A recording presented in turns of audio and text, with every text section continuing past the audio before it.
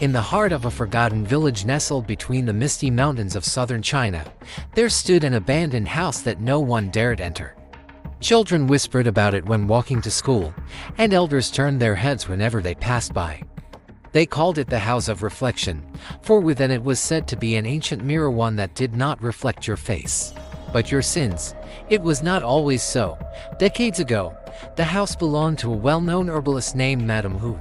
She was kind, wise, and known for her remedies, but she lived alone, and no one knew what secrets her quiet smile masked. The stranger's arrival on the cold, rain-drenched evening, a traveler arrived in the village. His name was Wei Lin, a young man in his late 20s, running from the law and, more importantly, from his past.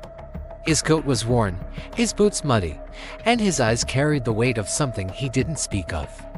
He asked for shelter, but the villagers, cold and distant, only offered him one piece of advice: do not go near the house at the edge of the forest.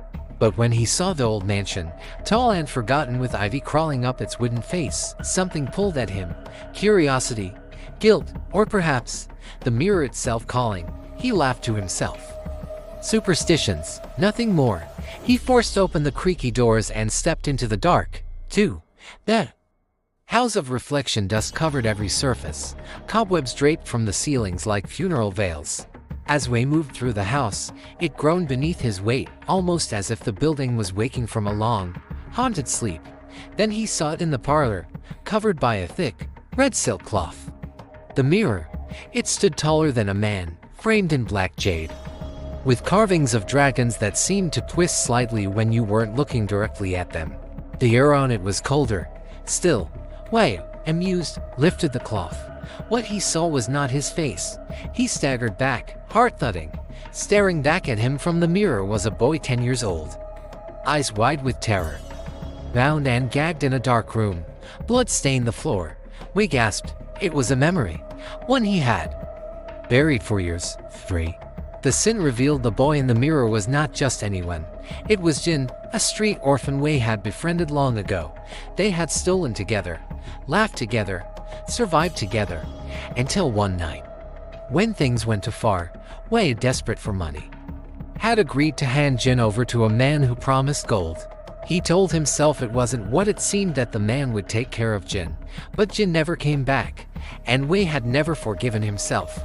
Now the mirror showed it clearly, unforgivingly, as if it had seen everything. Panicked, he covered the mirror again. It's just in my head, a trick of the mind. But they felt heavy, as if someone or something was watching. That night, he slept in the house. He shouldn't have, for the haunting begins at 3:12 a.m. He awoke to the sound of whispers, wet, as though they gurgled through water. He sat up. The house was silent, but when he looked into the hallway, the red silk cloth was gone. The mirror stood bare, and something was moving inside it. Not a reflection, but a presence. A pale figure with hollow eyes and a mouth sewn shut. It pointed. Wei turned to run, but the door slammed shut, every window sealed. The house groaned louder now. The walls pulsed like they were breathing.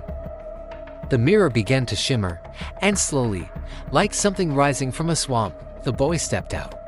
Not Jin, but the memory of him. His skin pale, cold, and wet. He took one step, then another. Wei screamed. The confession trapped. Wei fell to his knees.